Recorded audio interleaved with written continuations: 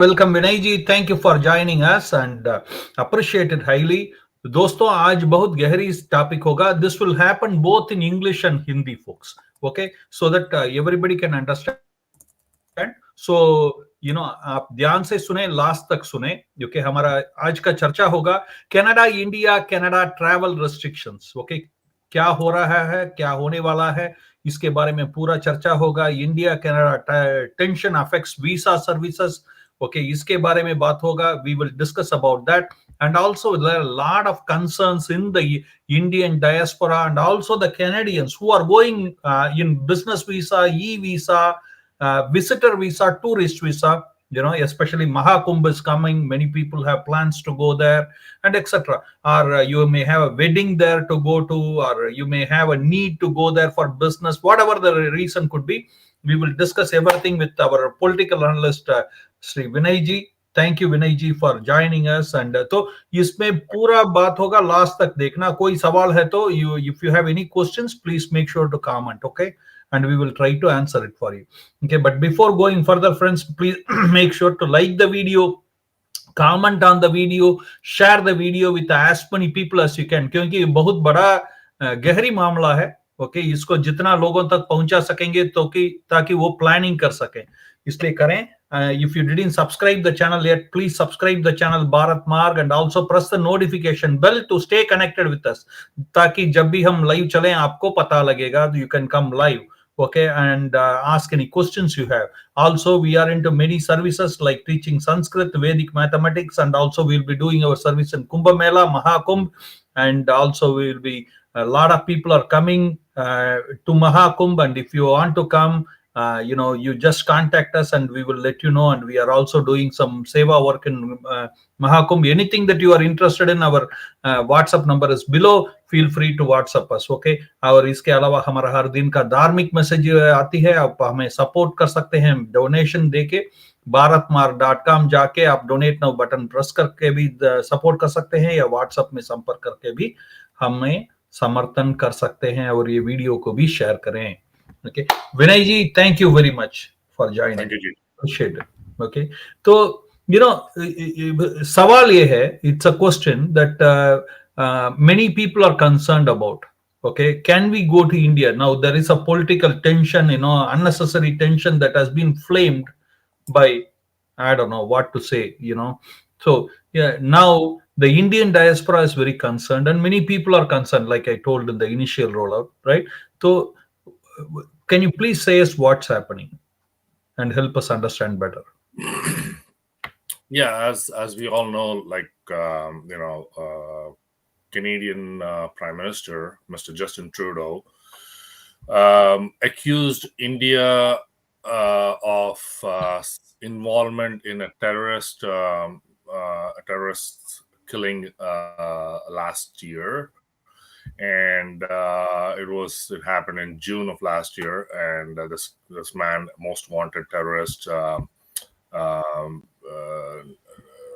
Hardeep Singh Nijjar, was killed in front of a gurudwara in BC, and a lot of evidence shows that it was gang related, because just previously Ripudaman Singh Malik was actually killed in Surrey, BC, and the gang of Ripudaman Singh Malik assumed that Hardeep Singh Nijjar's gang had killed Ripudaman Singh Malik, and that's how the confrontation happened, I believe, and then Malik's gang actually shot Hardeep Singh Nijjar.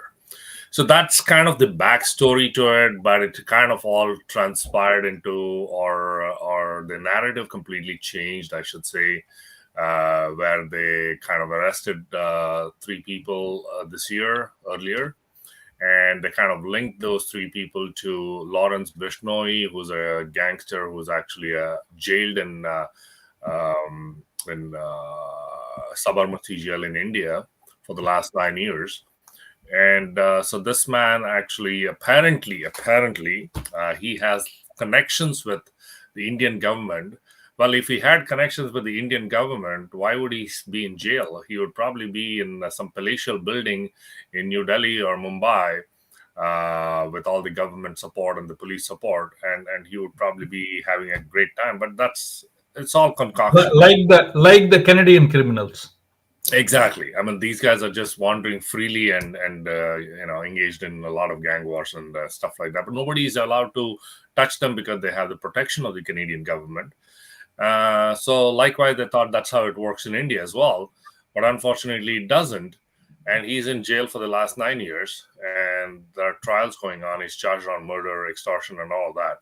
So then, what they did was in Canadian Parliament, Mr. Trudeau announced that we have credible allegations from the intel, no evidence. This is what he actually, uh, you know. Um, kind of confessed, I should say, in front of the parliamentary committee that's actually going into the foreign interference and investigation here.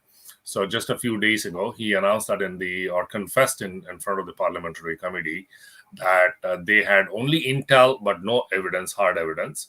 But despite that, he kind of announced in the parliament that they have credible allegations against India. Now, it violates a lot of things: diplomatic conventions, the Vienna Conventions. Diplomats cannot be prosecuted by any country, even if they have a lot of evidence and stuff like that. In this case, they had no evidence, and they basically what they did was they spoiled the complete relationship between India and Canada, and so that's kind of created a lot of chaos. And then again, I thought the matter was just going to be put to rest and stuff like that. But just about a week ago, he started this whole conversation again. It's basically diversion because a lot of this, his popularity rating is declined. The economy is in doldrums, and then his chance. And one more thing you had to about Canada when you're talking. We will go to the visa thing right away after this. Okay, there is every 5 minutes there is a car theft as per the insurance. This thing, Exactly, if the you crime have rate a has good gone up. car in Canada, you are in trouble. Okay, door break in every 15-20 minutes there is a break in. If you are talking about 9 to 5 in the middle of a daylight, it all happens, no problem. But anyway, that's what it is. But say as Vinayji, as a person, I may have my son's wedding there, my daughter's wedding there, or I maybe like to go to my brother's wedding, sister's. First, let us address the diaspora concern. Will it get more escalated? Any restrictions for me to go? Please help me understand. So just to finish off what I was saying earlier, Mhm. so the last week has really caused a lot of tension, which resulted in the Canadian government's claim of expulsion of 6 Indian diplomats, and India claims that they actually recalled those 6 Indian diplomats because they were afraid of the security of those diplomats, including the High Commissioner to Canada. And then, likewise, India also expelled 6 Canadian diplomats stationed in Delhi. And a lot of, previously that quite a few diplomats were expelled from India, and Canadian diplomats, and likewise quite a few were recalled or expelled from Canada last year. So from Indian diplomats from Canada. So this has been going on. Quite a few embassies in India, high commissions or consulates offices have shut down in India. So most of the visa processes are being done only in Delhi in India. So anybody who wants to come to Canada, for example, students or whatever, right? So now they are completely dependent on just the Canadian consulate or the High Commission in Delhi. And because most of the ones they used to have one in Amritsar, Bangalore, and Chennai, and so on, and many of them have shut down. So that has caused a huge strain on the Indian officers processing. Canadian officers processing visas for Indians to Canada. Okay, now let's go to Canada now. So likewise, what has happened is in Canada, many consulates have shut down, and most of it is being operated by the Indian, High Commission in Ottawa. And there is the Indian consulate in Toronto that still exists, and I believe there's one in BC as well. But many of them have shut down here too. So as a result, what has happened is the same thing applies. Processing visas for Indians who want to travel to India, or Canadians who want to travel to India, or anybody who wants to travel to India. Now, there's a huge strain on the consulate and the High Commission, and that is, which results in slowing down the process. So normally, what could take about 3 or 4 days or a week for processing is now taking a lot. Will start, taking more than a week, probably a few weeks. Who knows? So this is what's going to, this is the first impact that I'm seeing. The slowdown in the processing of visas, OCIs, and multiple other consulate affairs, right? So that's what's going to cause a huge issue and huge burden on the consulate, both sides, and because they are short of staff. And also the most important people who actually eventually sign or final review the visa processes or OCI. OCI actually goes to India for processing, but I'm just saying, like, many of these things that are happening, so these procedures will slow down because they are short-staffed. Absolutely. But I have a question here, Vinayji. If I am one of the travelers, so Indo diaspora, I want to go to India back home. I have wedding like 5-6 months down the road. What I should be prepared with, because is there any restriction on flying to India? There are क्या no कोई restrictions है? there are no restrictions per se flying to India. The only thing that I suspect is because of the strain in the relationship between the two countries, what may happen. Again, this is a speculation. Actually, I should say, what may happen is that India will be looking at every visa, every OCI, every visas. I'm kind of generally categorizing them as a visa because there are multiple kinds of visas. You got medical visa, where tourist visa, visitor visa, and so on and so forth, like work visa and all of that. Whoever is going to India, so these visas will be affected. My speculation is that people, especially applying from Canada, especially with a Canadian passport or a PR card, PR card people will be automatically, they'll be able to go, not an issue. But I'm just talking about mostly Canadian passport holders and other passport holders. I don't want to comment on that. For those people, the Indian embassy people, Indian High Commission people, or Indian external affairs, foreign ministry people who are processing these visas, they will be scrutinizing these visas in a really, I should say, extra effort, I should say. Because what has happened is, just to give you a quick fact, and this is a fact, this is not some hypothesis. India has got many people on no-fly list, actually, and they have been banned to enter India, including our benevolent leader of the NDP, Jagmeet Singh. He's not allowed to travel to India because these people have connections with for his terrorist connections. Exactly, they have connections for with his terrorist connections. Secessionist terrorist groups, and they are also, they openly claim that they're Khalistanis or any of those banned terrorist organizations in India. So India, what it did a few years ago, they brought heavy restrictions on scrutinizing these visa applications to India, because a lot of people, although they live in India, they live in Canada, and they they're taxpayers in Canada and all of that. These guys, and they make a huge deal about commenting about about India, Indian government, Indian system, and all of that. And they basically are part of the secessionist groups and terrorist groups. And these people still want to go back to India, either number one to visit their families, and enabling protest there or exactly, against the or government. create tensions and chaos there.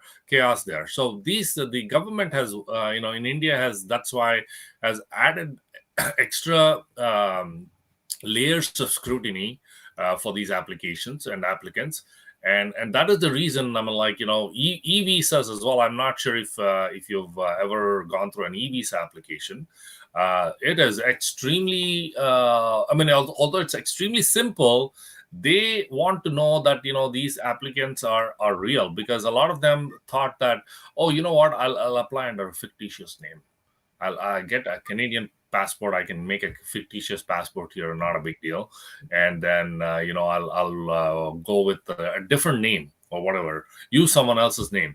And as a result, what India did was they added extra layers of scrutiny. Now you have to give a lot about your past life, like what you've done before your application gets approved. Yeah, is that is true? Is that is true, Vinayji? It is being said Canadian passport today in India is as valuable as Ethiopian passport.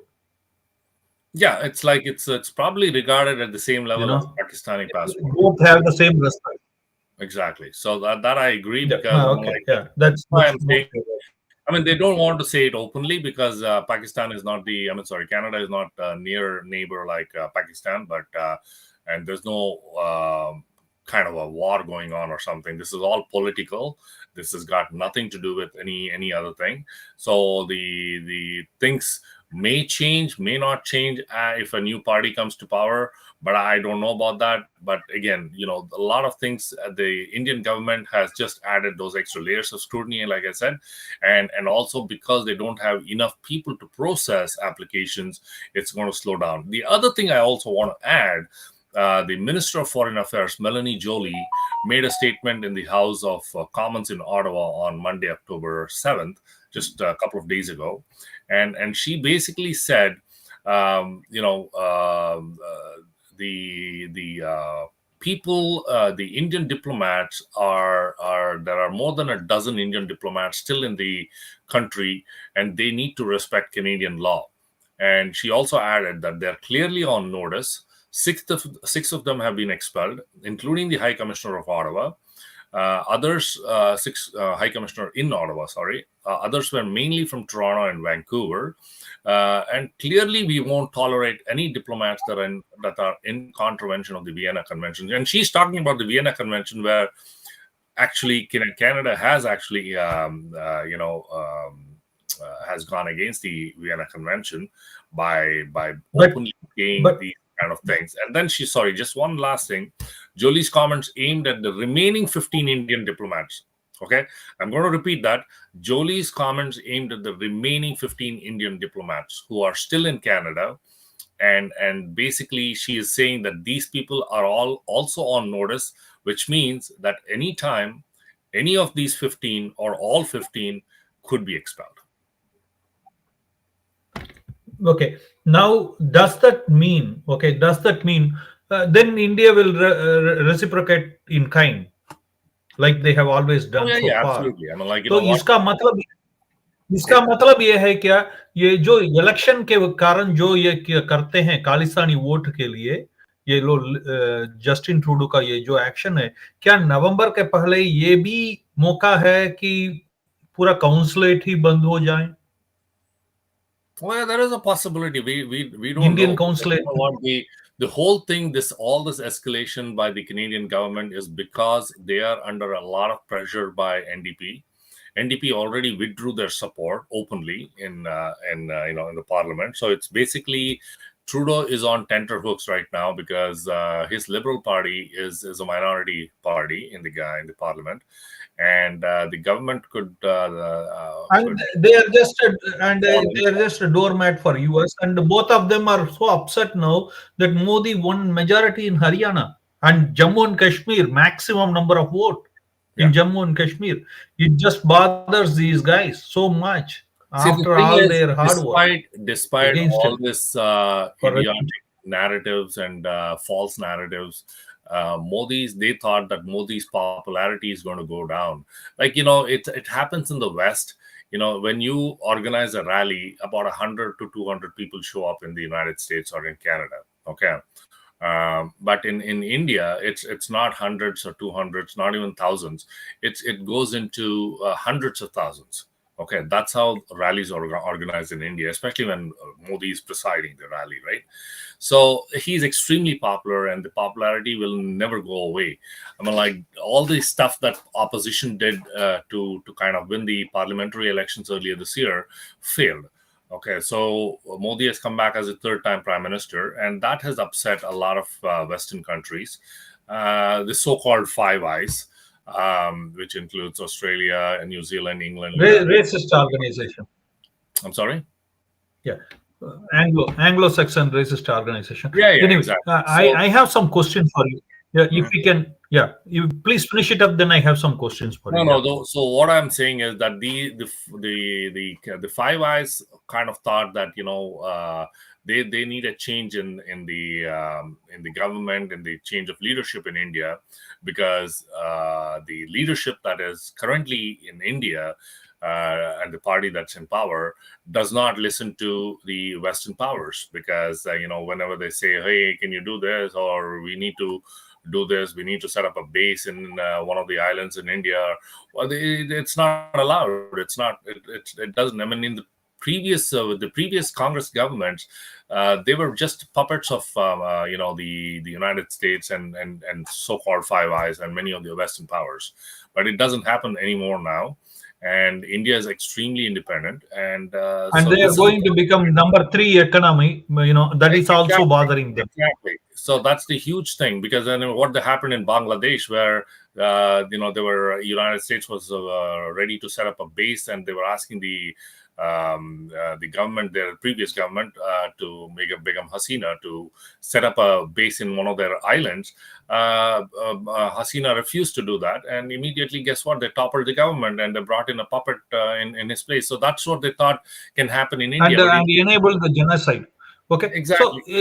Vinayji, let's come to the point here. I'm going to ask you some questions. Okay, if you can give me like every question, if you can just give me like a flash answer, like a 20 seconds, kind of thing. you know Mhm. that will be great, so that we can go through a set of question and answer session. Okay, number one, if I need a visa to go to Canada, to India, from I am a Canadian citizen who wants to go in visa. Okay, how far before I should apply, you think? Or what are, because my next door neighbor was complaining, he got his post, he was having a trip next week. He applied last week, and they said it is too soon. We cannot process it. Sorry, you cannot go. Yeah, So e-visa is typically normally in very normal situation when things are normal. E-visa takes 2 to 3 business days. Okay, but in this current situation, they ask for a lot of information. Actually, just a couple of days ago, one of my friends applied for an e-visa, and he applied for himself, his wife, and his son. And his wife's was solid. The application was solid, but his and his son's application, because they did not, they discarded their previous passport with the Indian visa stamp on it. He did not have the previous visa information. So as a result, guess what happened? All three applications got rejected. But luckily, he had applied. I had told him, like, apply at least 2 months in advance. All right. So to answer your questions, 2 months to 3 months in advance is better. And also there's a restriction on the e-visa as well. When you apply for the app, for e-visa, they only allow you to apply up to 3 months in advance or something like that. If you go beyond that, the application won't even allow you to fill up the because if they know that you're traveling, let's say in April of next year, which is about 6 months away, they won't even allow you to fill the application. The Then reason, you should go for either visitor visa or business visa accordingly. yeah, you apply for whatever visa, but I'm saying that you apply 2 months in advance. Okay. Absolutely. Now, if I am going in a visitor visa, Yeah. how does this work and how long before I should means can I get approved? I have my some wedding to go to, or I expect something. My mom and dad are there. I may get a call anytime to go to. Means what should be my preparation work? Preparation work is you should have all the information. Like I'll give you a list of things that you need to have. Okay, just a very quick one. Number one, you need a picture that actually qualifies their specification. Number two, you need a copy of your passport scanned and ready as a PDF. Okay, and all these are digital copies if you're applying for e-visa, right? A picture, a digital copy, a passport, your Canadian passport. Scanned copy should be digital copy, of course, PDF. And then number three, you should have your parents, both parents, like your mother and father's information, like their full name, their birth of the birthplace, and their probably their date of birth and all that. So you should have all that information handy. Number three, if you've traveled on any visa previously to India, you should have that visa information, like the actual visa if it's on a current passport, fantastic. If it's on an old passport, make sure you pull out that old passport and have that passport information, the visa information on that passport available, because they'll ask for the visa number. And then they also want to know if you are a Canadian citizen. Obviously, if you're holding a Canadian passport, then they want to know if you became a Canadian citizen by naturalization or by birth.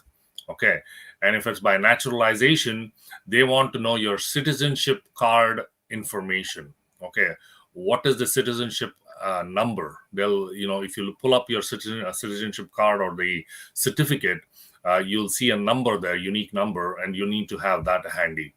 And many other things. Actually, I'm just kind of cutting down the list, but you'll need a lot of information before you actually. And how long before अगर मैं apply करता हूँ visitor visa के लिए या business visa के लिए, कितना समय पहले करना है? So I recommend that you should apply for a visitor visa, e-visa, at least about 2 months, 60 days prior to the travel. क्योंकि शॉर्टेज है, staff both the sides they have shortage अभी। Exactly. मगर अभी मतलब मैं एक बात बोलूंगा, आप मुझे ठीक करें अगर मैं गलत बोलता हूं तो। ये मौका है कि स्पेशली जो फॉरेन मिनिस्टर ने बोला है कि 15 जो लोग बाकी हैं उनका भी कार्रवाई हो सकती है, तो इसका मतलब यह है कि काउंसलेट भी क्लोज हो सकती है। That is a इसलिए possibility. I mean, they may have just for representation purposes. They may have a skeletal, diplomatic or consulate service in both countries, but there won't be any bilateral trade, any bilateral, like it is in Pakistan. So it's Pakistan basically just as a token they will have on consulate office, and that's going to put a huge strain on to help the people, Indian citizens here जो भी हैं उनको help करने के लिए।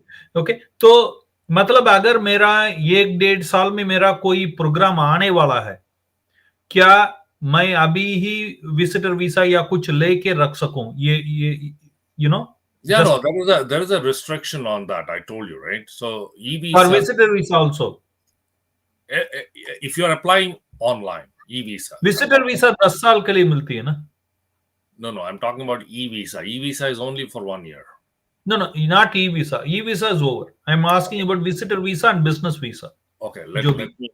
Okay, all these e-visa comprises of business visa, visitor visa, whatever other medical visa. Everything comes under e-visa, but e-visa is only given to you for either 30 days or 1 year. Okay, you have the choice. All right, And now, what I'm saying, the reason why I'm asking people to apply for a visa at least 2 months in advance is because, number one, you cannot go beyond 2 months or 3 months, I believe. Because if you're planning for next year December trip, no point in applying for e-visa, because e-visa is only opens up for if you're traveling within about 60 days or 90 days or something like that. Now, the other option which you're talking about is actually called going in person. Okay. So, which means the reason why I'm saying 2 months is because now I just told you about my friend whose visas got rejected, e-visas got rejected. Now he still has the time to go to BLS. BLS is the representative for processing Indian visas and all of that. They're a private company, but they are the ones who actually process the applications. So there's an office in Toronto and in BC and many other places. BLS has an office, so you have to physically go there. Okay, now it's a lot of inconvenience for people who have no local offices. For example, if you live in, let's say in Manitoba or something like that, and if there's no BLS office, you will have to travel either to BC or to Toronto just to apply for your visa if your e-visa gets rejected. Okay, so now you'll have to come and stand in line, and standing in line at BLS is a nightmare actually, because the appointment, they don't have any open appointments, and they do offer that, but you will never get an appointment, online appointment for days actually. So you'll have the best course of action for you is to stand in line and go into the building and take all your documents, whatever I just mentioned. Just go to the website, Indian e-visa or visa.gov.in. Make sure it's a legitimate Indian official website, and then they'll give you a checklist of whatever you need with your application. And then you make sure that your application is completed. Take a printout of that, all the copies of all the attachments, stuff like that, and then you go in and you apply for that. There you can actually explain in case they are asking you questions, because they'll scrutinize your application. And or if you have any doubts, you can ask them, hey, listen, or questions, you can say, hey, listen, I want to put this or put this, what information do I put in? And then you can clarify all that. But that's a step that you'll have to take, and good thing is you'll have time for that.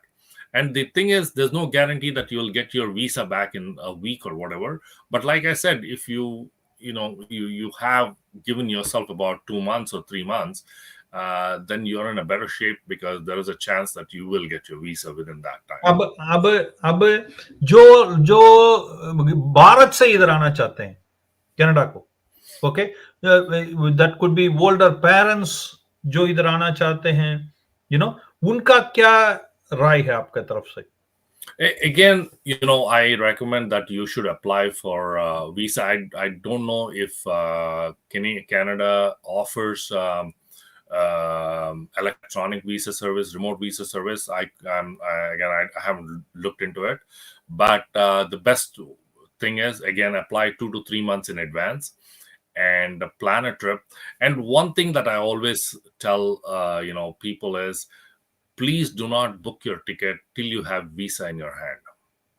Because if you don't have visa in your hand, you can always tell when you're applying for a visa that this is what I'm looking at. These are the potential travel dates, but do not apply for, buy a ticket, because canceling the ticket in case you don't get your visa and all that is extra cost for you.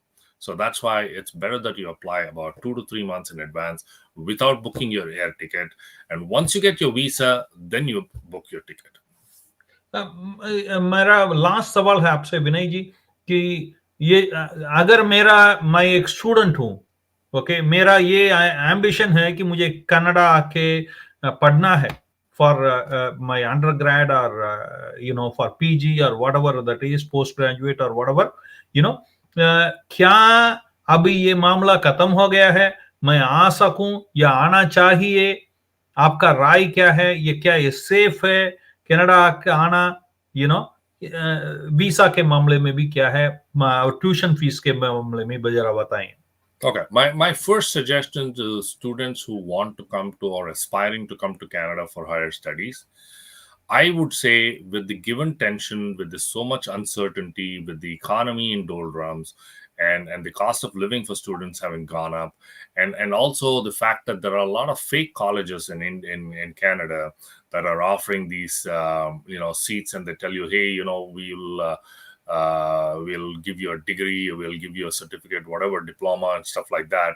I think you have other options. You have better options. There are options to go to England, to go to other countries. I mean, even non-English countries like France, Germany, they offer many of these diplomas in English, and you're better off going to those countries, Australia and stuff like that. However, if somebody really, really, really wants to come to Canada because he has family, friends, or whatever his reasoning may be, and he's so determined to come to Canada, you got to be extremely careful, especially with the stuff that's going on, the tension that is going on. You got to make sure that the college that you're applying for is legit. You get your certificate, I mean, your letter of offer from the college or university, and then you want to make sure that you have enough funds to come to Canada. I mean, don't come with the impression that, okay, I'll bring enough money to last me for about a month, and after that I'm going to work and stuff like that. All these rules could change. I mean, rules are changing every day. People, students who could work 40 hours a week are not allowed 40 hours anymore. They're only allowed to work for 24 hours a week now. And that could change again, right? So many uncertainties. So that's why you got to be extremely careful. You got to have, if your course is 1 year duration or 4 years duration, make sure you have enough funds to cover that amount of time. Otherwise, you're going to be in serious trouble. Absolutely. Thank you, Vinayji. Thank you for coming and explaining us. Highly, highly appreciated, Vinayji. I'm sure it will be helpful for a lot of people out here. And friends, if you have more questions, feel free to put it out here in the comment area or WhatsApp us. Our WhatsApp number is given below. And do support us by sharing this video as well as donating to us. Vinayji, thank you once again for coming and sharing your wisdom with us appreciate it okay I am sure ये बहुत सारे लोगों के लिए उपयोगी होगा यही अपना आशा है जय श्री कृष्णा खुश रहें जय श्री कृष्णा जय जय श्री कृष्णा